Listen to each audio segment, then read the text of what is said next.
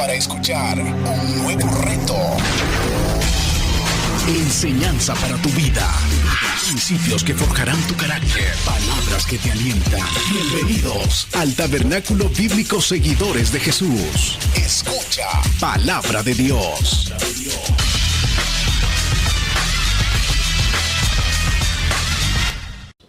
Vamos a buscar la Biblia si la trajo, si no, pues la va a leer ahí en las pantallas. Carta a los Hebreos. Les decía a los hermanos de las 9 que yo espero el sábado, estoy esperando este momento para venir a hablarle de Cristo, de mi Salvador, de mi Rey, de mi todo.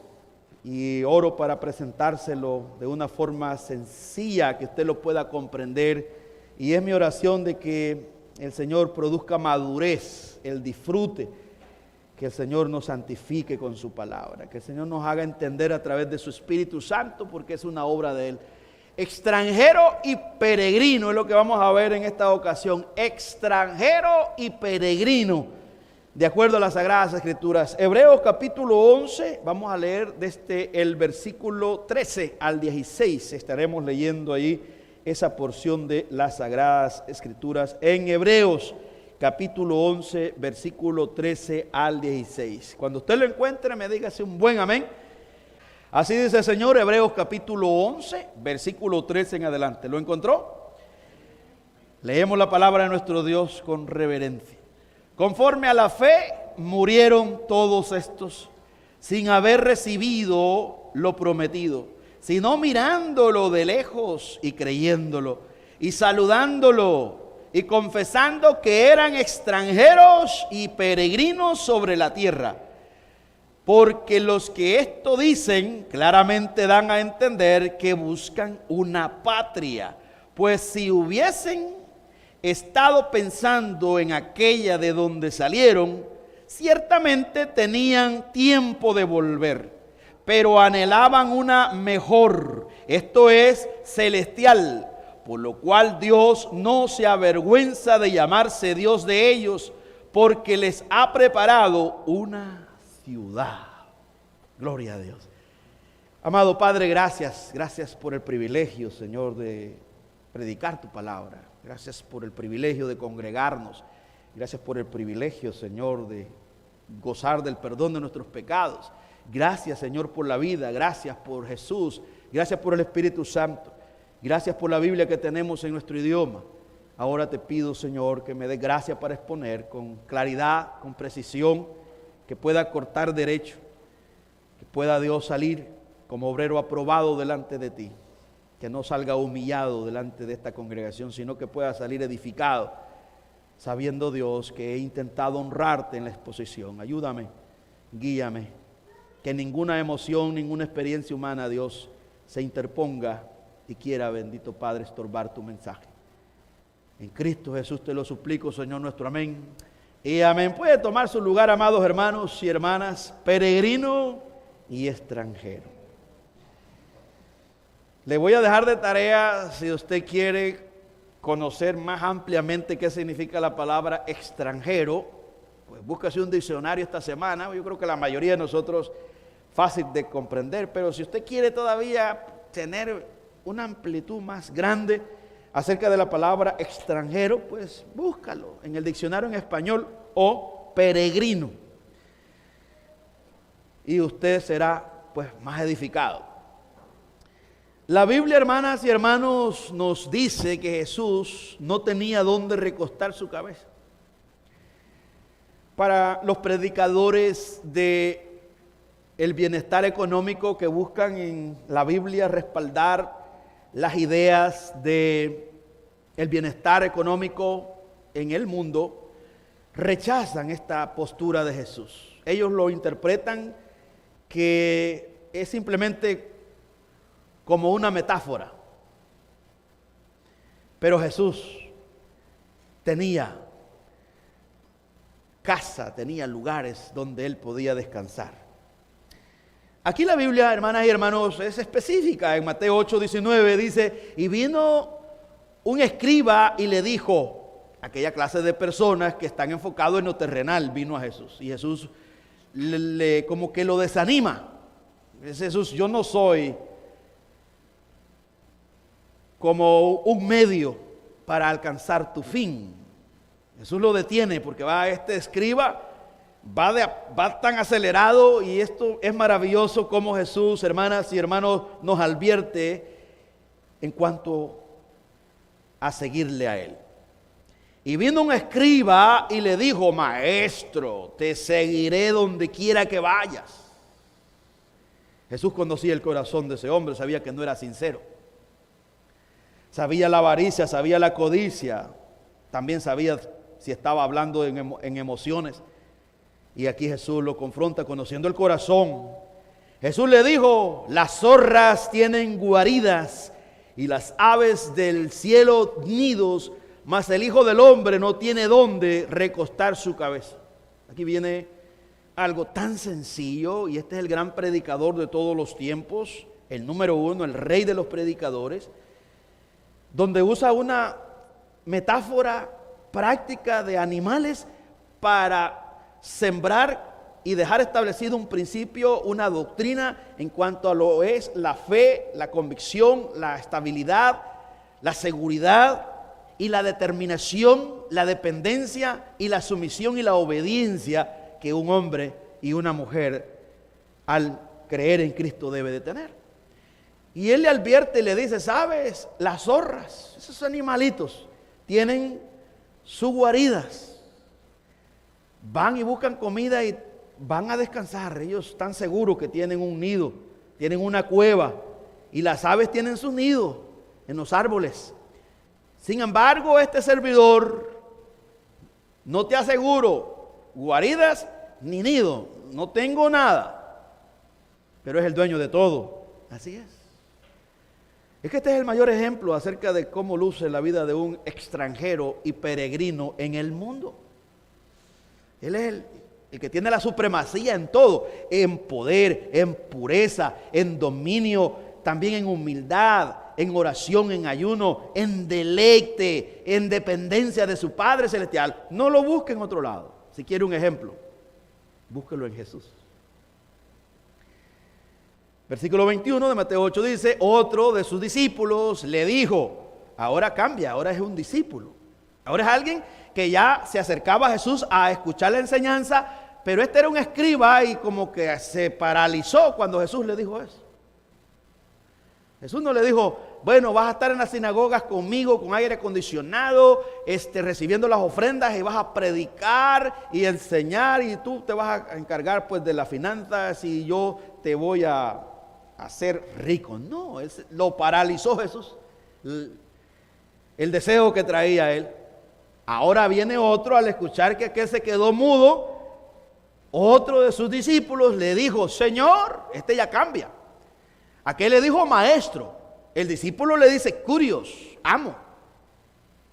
Ahora Jesús va a profundizar y le va a decir en qué consiste el ser uno esclavo por amor.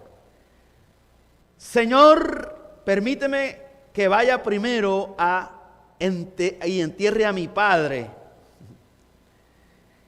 Imagínense, hermano, este hombre quiere poner por encima de Jesús la responsabilidad del mandamiento, honra a tu padre y a tu madre.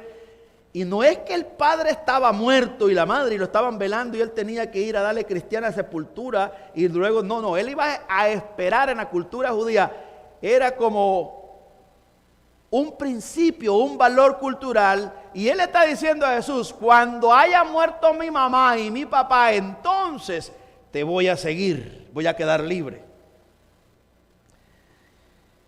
Este es el reto para todos nosotros. Permíteme que vaya primero y entierre a mi padre. Y Jesús le dijo, este es el llamado, sígueme. Y lo confronta también. Deja que los muertos entierren a sus muertos. Esto es impresionante. Este es como una daga en el corazón de piedra. Jesús como que le dijo, despertá. Deja que otros muertos, tus hermanos que están muertos en sus delitos y pecados, se encarguen de tus padres que están muertos. Están muertos espiritualmente. ¿Por qué te vas a preocupar por eso?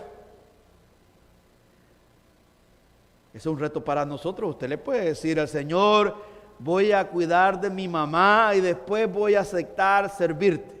No tiene nada de malo en cuidar a su mamá. Está bien, hay que cuidarla. El punto es que pueda que sea una excusa que usted quiera poner a Jesús y decirle, esta es una buena excusa para que tú me des la libertad de que yo cuide a mi mamá porque soy su única hija. Y Jesús dice, sígueme. Deja que busque otra persona que cuide a tu mamá. De todos modos no es cristiana, va para el infierno eternamente. ¿Y por qué no te dedicas mejor a predicar a otras almas perdidas ya que tu mamá no quiere nada conmigo? Ese es el Jesús, hermanas y hermanos de la Biblia, no el Jesús que muchas personas conocen, un Jesús inventado. Este es el Jesús radical, que no anda con cosas. Este te dice la verdad, Él es la verdad encarnada. Por eso Él produce gozo, alegría, pero produce tristeza al incrédulo y al rebelde y al orgulloso. Aquí Jesús no te da una opción de pensarlo. No, te manda a pensarlo, Él solamente te dice, sígueme. Deja que los muertos entierren a sus muertos. Jesús no nos ofrece un reino de fantasía, mis queridos hermanos y hermanas, sino uno lleno de luchas, batallas tras batallas. Jesús no es alguien que va por ahí, un vendedor que va vendiendo una mercancía barata, diciendo, si no te funciono, te devuelvo tus pecados. No. Ese no es el Jesús de la Biblia, ese es el Jesús de esas personas y están en gran peligro porque se pueden encontrar un día en juicio. Y no importa que sean usados para alcanzar almas, Dios puede usar hasta una piedra, Él usa hasta un burro para salvar a un pecador. Él usó a Ciro, Él usó a aquel hombre en Babilonia, a Nabucodonosor, para predicar y lo convirtió en una bestia. Se volvió loco 7 años hasta que él razonó y entendió que Jehová tiene el reino sobre los hombres y él termina alabando al Dios eterno en Daniel capítulo 4 versículo 30 en adelante. Usted lo puede leer en casa. Para Dios no hay nada imposible, porque a veces nosotros los predicadores nos podemos confiar y decir, no, pues yo soy una persona predicadora que gana almas, y dice, porque yo lo hago todo para mi gloria. Jesús no nos ofrece un reino de fantasía, sin problema, como muchos van por ahí que te dicen, ven a Cristo y vas a ser bendito, ya no te vas a enfermar. Hermanas y hermanos, usted lo ha escuchado, usted lo ha visto, de personas que nos predican desde los púlpitos que dicen y rechazan que un cristiano, seguidor de Cristo, no puede enfermarse, que no puede estar en desgracia, que no puede tener escasez, que solo debe de tener abundancia. Eso lo oímos nosotros. Sin embargo, el gran predicador no ofreció eso, sino uno lleno de luchas, batallas tras batallas. Mateo 11:12 dice, desde los días de Juan el Bautista hasta ahora, hablando de Jesús, el reino de los cielos sufre violencia y los violentos lo arrebatan. El reino de los cielos sufre violencia. Desde el momento en que comenzó su ministerio, hermanas y hermanos, de la predicación, Juan el Bautista provocó una fuerte reacción, habiendo sido apresado pronto. Y Juan finalmente sufrió, lo decapitaron. Juan el Bautista. Mateo dice, ahí lo acabamos de leer nosotros, los violentos lo arrebatan el reino de Dios. Lucas dice, todos se esfuerzan por entrar en él. Lucas 16:16. Dice, la ley y los profetas eran hasta Juan. Desde entonces el reino de Dios es anunciado y todos se esfuerzan por entrar en él. El sentido de este versículo debe ser entendido de la siguiente manera. El reino avanza implacablemente, mis queridos hermanos y hermanas, el reino de Dios, el reino de Jesús, y solamente los implacables encuentran su camino a él. Este reino no es para cobardes. Aquí los cobardes son expulsados. No, esto no es para personas flojas. El reino de Cristo es para valientes, Él los equipa. Aquí no es cuestión que usted va a ir a medias tintas cuando usted puede, cuando no. Porque usted está contradiciendo la gracia de Dios que lo capacita para que usted pueda, como dicen, ponerle el pecho a las balas cuando queman las papas. Toda persona que va por ahí lamentándose y diciendo que no puede, que a puras penas, que le cuesta congregarse, que no puede, es una persona que no ha nacido de nuevo, no es parte del reino de Cristo.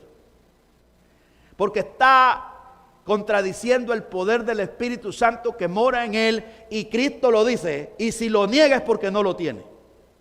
Si usted viene a decirme a mí que a usted le cuesta congregarse, yo con humildad y con amor le sugiero que examine su fe, porque probablemente usted no sea cristiano sino un religioso, y usted va directamente al infierno estando en esta banca y habiendo escuchado a este predicador que le ama y que siempre le ha dicho la verdad, que se arrepienta lo más pronto posible. Todos nos podemos cegar con la religiosidad. La religión es un sistema inventado por el hombre donde te hace sentir bien, donde no eres confrontado con tu pecado, donde vives un cristianismo a tu manera, donde no hay responsabilidad, donde no hay sumisión a Cristo, donde Cristo no reina. Y por eso Jesús en algunas ocasiones le dijo a alguien, y nos dice a nosotros: ¿por qué me llamáis Señor, Señor, y no hacéis lo que yo ordeno? En otras palabras, ¿por qué te contradecís? ¿Por qué lo dices del diente al labio que yo soy tu curios, tu amo, tu dueño, pero te comportás haciendo lo contrario, lo que hacen mis enemigos y los incrédulos? Ese es el Jesús. Por eso es que Lucas 16 nos está diciendo: la ley y los profetas eran hasta Juan. Desde entonces el reino de Dios es anunciado así. Es anunciado así, claro. Los hombres que han sido llamados para predicar este glorioso evangelio, estamos comprometidos para anunciar a Cristo, para revelar el pecado que mora en nosotros y luego traer la salida, la gracia para escapar. Ninguno de nosotros va a poder estar en pie en este reino porque sufre violencia, es atacado con la mentira. Satanás lo ataca una y otra vez, está ahí sembrando duda. Nuestro propio pecado que mora en nosotros nos traiciona, nos hace orgullosos, pedantes y no nos permite someternos a Dios, y rechazamos todo lo que Él dice, y entonces vivimos una vida a nuestra manera. Y si no somos hijos de Dios, no pasa nada, no hay disciplina. Y si no lo disciplina el Señor y si no lo aflige el Señor, usted es un bastardo, usted es un hijo ilegítimo, porque Dios a todo el que recibe por hijo lo disciplina con amor, hermanas y hermanos. Y eso quiere decir que Él no se va a avergonzar de llamarse Dios de usted, porque Él es su Padre, lo corrige y usted acepta, recibe la corrección con amor, porque va a servir para que usted se transforme a la semejanza de Cristo. Para santidad va a obrar la disciplina, la corrección. Pero si usted no es corregido, si nunca ha sentido el peso como sintió David en la mano que pesaba el abandono de Dios, probablemente no ha nacido de nuevo. Y es un peligro que todos corremos. Hombres 40, 50 años han pasado en una iglesia y nunca nacieron de nuevo. Predicaron, pero nunca se convirtieron.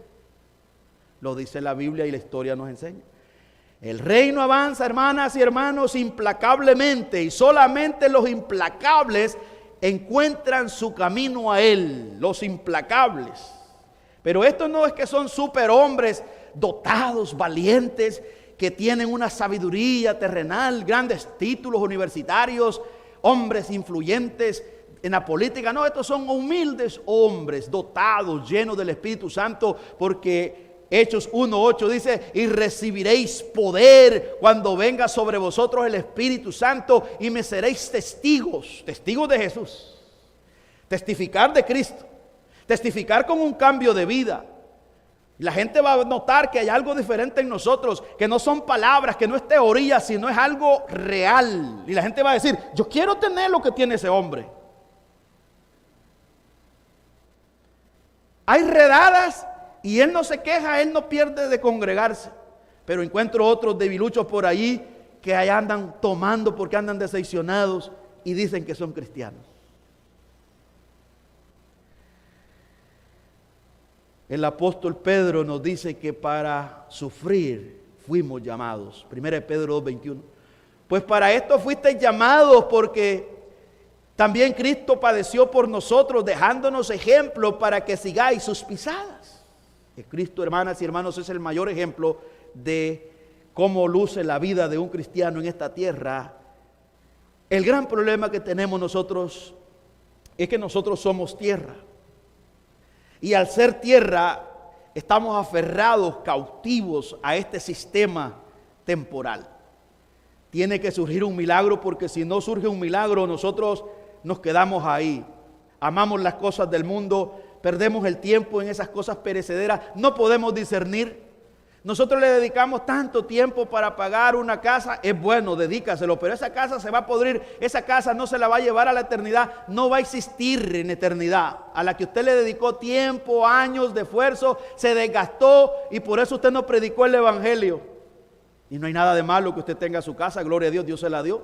El problema es que su casa se volvió en un ídolo que lo atrapó, le dio cierto bienestar y claro, le dio también cierta reputación en la sociedad, cierto valor, y usted se quedó allí, perdió el tiempo.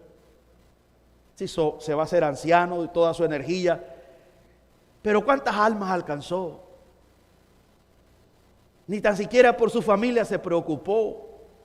Se preocupó por trabajar y por darle comida, por darle abrigo, pero no le dio lo más importante, no buscó lo más importante que necesitan sus hijos e hijas. No es dinero lo que necesitan sus hijos, no son casas que necesitan sus hijos, hasta ni la educación es lo más que necesitan. Lo que necesitan es un salvador urgentemente. ¿De qué le sirve tener una hija que vaya a Harvard y tenga título y va a terminar en el infierno eternamente? ¿De qué le sirve tener una hija universitaria y se case con un ateo, con un que rechaza a Dios? Y será como consecuencias, porque como usted no quiso que su hija le sirviera o su hijo le sirviera, se dedicara a Dios, entonces Dios dice: te voy a juzgar. No quieres que tus hijos sean instrumentos para mí, entonces serán instrumentos del desastre. ¿Cuántas personas no hemos visto en la iglesia, jovencitas, que los padres nunca les educaron, no les hablaron del temor de Dios, los dejaron, le dieron todo, y de repente el padre estaba pidiendo que aquella muchacha se casara con un hombre temeroso de Dios, pero no preparó a esa joven para recibir a un hombre de Dios, la preparó para recibir un charlatán, y eso fue lo que recibió, porque Dios no te va a dar lo que no tienes que dar. Dios honra a los que le honran, pero queremos todo. No, Dios dice que es tu hijo, para ahí lo llevaste, eso es lo que él se merece. Y para ponerte a temblar, para que entendas que yo soy santo y para que entendas que yo soy un Dios vengador, que me vengo cuando no se me respeta. Dios es implacable, hermanas y hermanos. No cree usted que nosotros somos intocables porque ya somos cristianos. Él lo hace con justicia. Si hay algo que Dios aborrece, es el menosprecio, que usted juegue con Él. No se puede jugar con Él. Y hay algo que a Dios le incomoda, es que usted lo ignore y usted no lo valore, porque Él es el gran oro. Él es mejor que una carrera universitaria, Él es mejor que cualquier empresa, Él es mejor que la casa, Él es mejor que la vida, Él es mejor que cualquier otra cosa. Pero si usted no discierne eso, Él mismo le hará entender quién es Él. Y lo vemos en la Biblia. Salmo 32:8 dice: y te haré entender, aunque algunas veces si te pones como caballo te voy a curar. Lo dice el Salmo, lo leímos hace poco. Ese es el Dios sagrado, poderoso, bondadoso, misericordioso, paciente, que es amor. Es un Dios santo, es un Dios justo, es un Dios omnisciente que no se puede tomar a la ligera. ¿Cuál es el problema que tenemos nosotros? Que estamos esclavizados a este sistema. Pero cuando comenzamos a comprender que somos extranjeros y peregrinos, la vida cambia totalmente, totalmente. Y eso fue lo que entendieron este grupo de hermanos que vemos en Hebreos.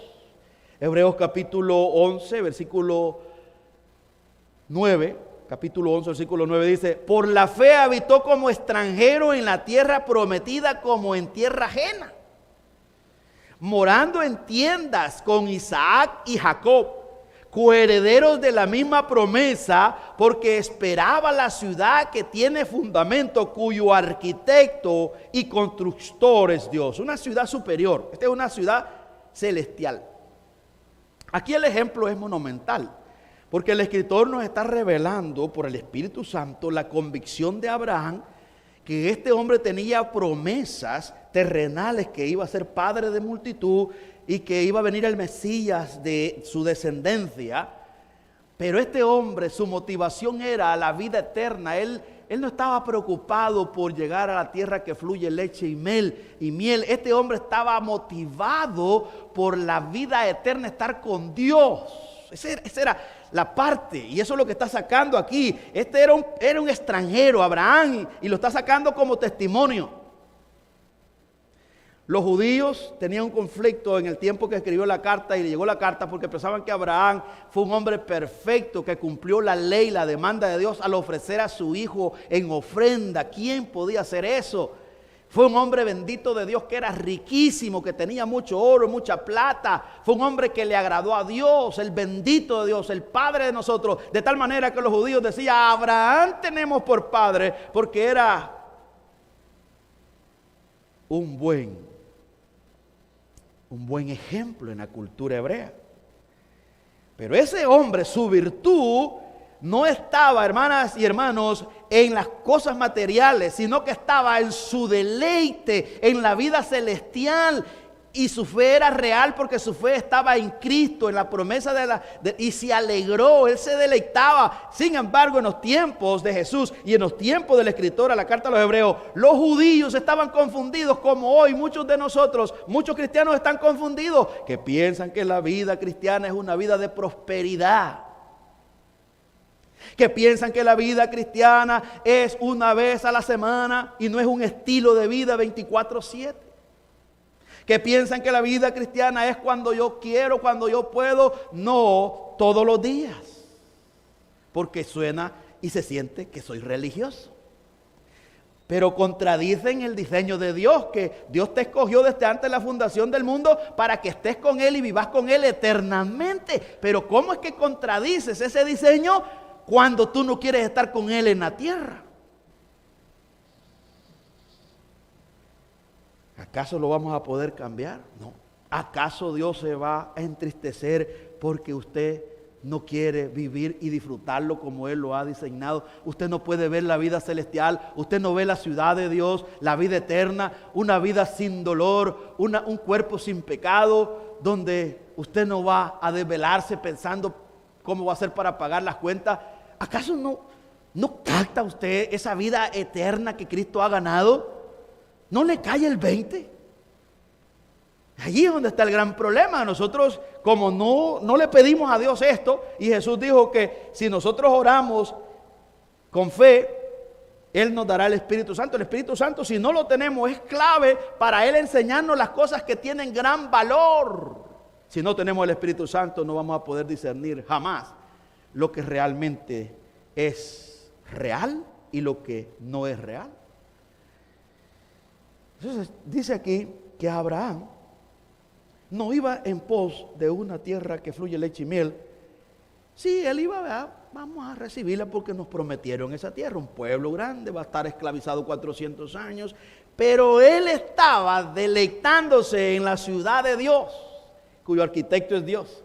Y Dios lo elogia, Dios lo está aquí revelando en el Nuevo Testamento, está diciendo: ¿quién era ese creyente imperfecto, pecador, que le falló, pero se convirtió en amigo de Dios? ¿Y qué dijo Jesús? Ustedes no serán mis siervos, ustedes serán mis amigos si hacen lo que yo digo. Porque Abraham se convirtió en amigo de Dios, porque obedeció, honró, falló, pero luchó por obedecer, por hacer lo que la Biblia le revelaba, por lo que Dios le ordenaba. La ciudad de Dios, la motivación de Abraham, Isaac y Jacob era la ciudad de Dios, mis queridos hermanos y hermanas. Pablo dice a Timoteo que eche mano de la vida eterna. 1 Timoteo 6:12, pelea la buena batalla de la fe, echa mano de la vida eterna, a la cual asimismo fuiste llamado, habiendo hecho la buena profesión delante de muchos testigos. El verdadero cristiano se aferra a la salvación eterna, mis queridos hermanos y hermanas. Toda persona que ha puesto su fe solo en Jesús se consuela en los días de enfermedad, sabiendo que Jesús le dará un nuevo cuerpo sin dolor ni enfermedad. Se preocupa aquel que no tiene esperanza, no se quiere morir, no se siente incómodo. Lo primero que piensa es nos viene, pero el cristiano alaba y dice: Señor, si ha llegado el momento, santifícame, quiero encontrarme contigo, y fortalece a mis seres queridos, a mi esposo, mi esposa, a mis hijos e hijas, mis hermanos, mi familia, y que celebren y que se arrepientan el día que van a estar allí en la funeraria, que no haya tristeza sino gozo, porque me voy a encontrar contigo, como lo dijo John MacArthur a sus hijos. ¿Dónde está, oh muerte, tu aguijón? ¿Dónde está, oh muerte, tu aguijón? Esas palabras le dejó a sus hijos en su partida. Así es como debemos de morir cuando conocemos y sabemos que Cristo ganó una ciudad. Una ciudad, imagínese, usted va a una ciudad hecha por el hombre, ve esos grandes edificios, va a un hotel de 5 estrellas y ve las habitaciones.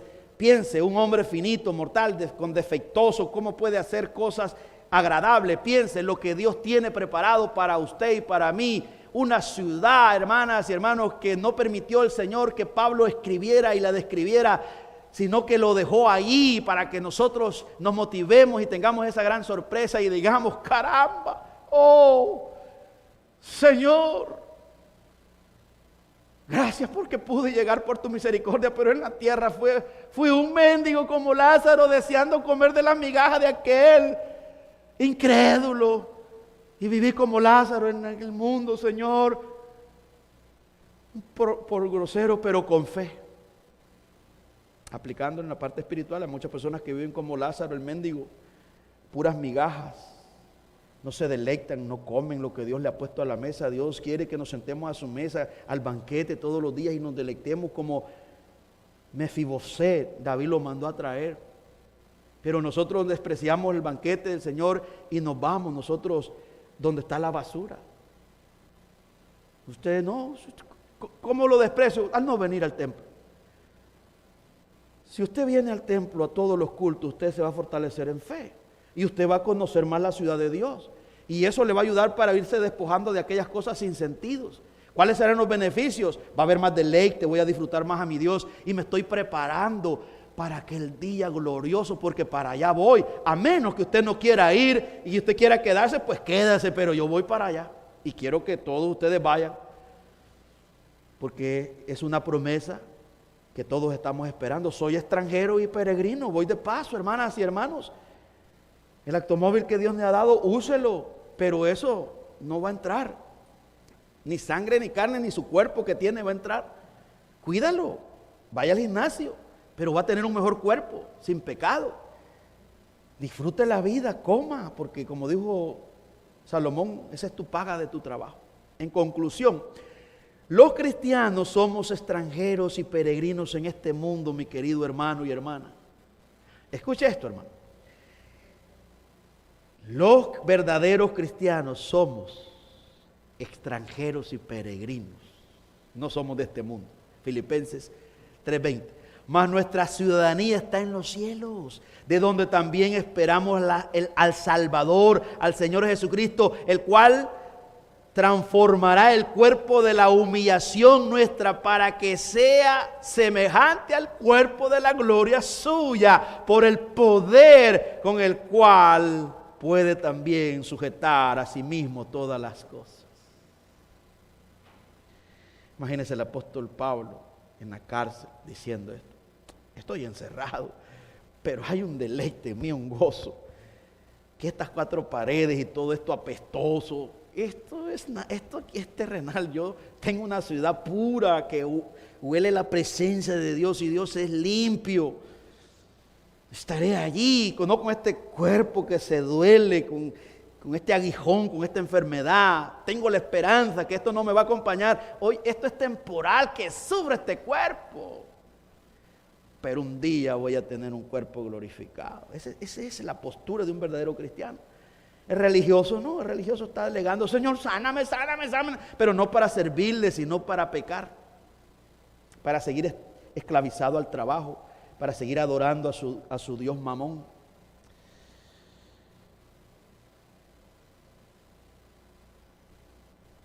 Hebreos 11:13 dice, conforme a la fe murieron todos estos sin haber recibido lo prometido. Se refiere este texto a Abraham, Isaac y Jacob, porque Enoc y Elías no vieron muerte. A ellos se los llevó el Señor. En un carruaje se llevó a Elías de fuego. Pero aquí el escritor nos está diciendo, y estos hombres se murieron con las botas puestas de cara al sol. Sus pruebas, sus problemas no cambiaron su postura. Y tampoco los enfermó su abundancia, porque tenemos 3 patriarcas riquísimos. Estos hombres fueron ricos, pero el dinero no los tumbó. Al falso evangélico lo tumba la prosperidad, porque Dios lo usa como un instrumento para sacarlo. Se llena de orgullo, se vuelve pedante, piensa que es más importante que otro, que está más bendecido que otro, y aquello que en el principio fue de bendición se convierte en una maldición. Todas aquellas cosas, a estos hombres no les afectó la prosperidad. ¿Por qué no les afectó, hermano pastor? Porque fueron verdaderos creyentes. Al verdadero creyente no le va a afectar la prosperidad, no lo va a enfermar. Nosotros cambiamos. People change, dicen los norteamericanos. Usted cuando no tenía automóvil andaba buscando quien lo trayera a la iglesia y no se perdía martes, viernes. Aquí estaba, era cucaracha de iglesia. Cuando compró el automóvil, ya usted lo usa para ir a trabajar y ya se olvidó del que se lo dio. Cuando no tenía casa, usted venía corriendo y orando, Señor, por favor, que hay un cosigner para conseguir. Y mintió para conseguir el préstamo al banco, le dijo que ganaba tanto y puro, y Dios le aguantó todito eso.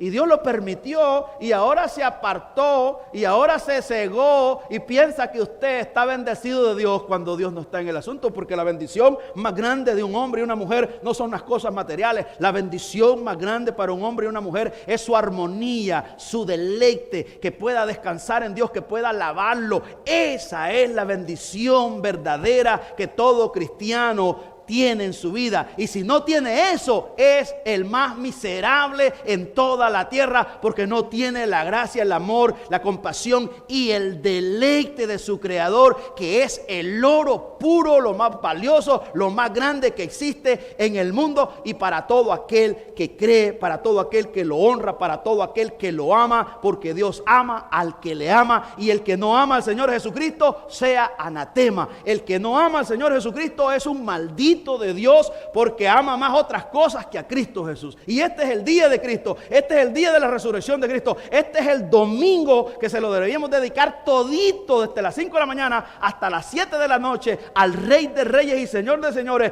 que nos compró a precio de sangre, pagó un alto precio para que nosotros no vayamos al infierno y para que nosotros disfrutemos eternamente de la gloria de Dios. ¿Lo creemos? Démosle un buen aplauso a Cristo. ¿Cuánto vale tu Cristo? ¿Cuánto vale? Mi Cristo vale todo. No lo diga, demuéstralo. Usted le puede decir, si está casado, a su mujer que la ama, pero si no la respeta y no le gusta estar con ella, solo son palabras. Lo mismo pasa. Usted puede decirle al Señor, te amo, pero no quiere estar con Él. Él no hay problema, Él tiene millares y millares, Él no está solo. Si usted no lo ama, tiene 1000 sustitutos que lo aman. Él no sufre por eso, sufre usted y yo. Padre, gracias. Gracias por escuchar este mensaje. Esperamos que haya sido de edificación para su vida. Si usted no conoce de Jesús y en este día está arrepentido de sus pecados, ore de esta manera. Señor Jesús, en este momento me arrepiento de mis pecados. Reconozco que tú eres mi único y suficiente Salvador personal. Creo que eres Dios, que moriste en la cruz por mis pecados y que resucitaste al tercer día. Me arrepiento y me confieso pecador. Señor, perdóname y acéptame como tu Hijo. Doy gracias al Padre por enviar a su Hijo a morir en la cruz por mi lugar. Gracias, Jesús, por aceptar mi vida. En Cristo Jesús, Señor y Dios nuestro. Amén.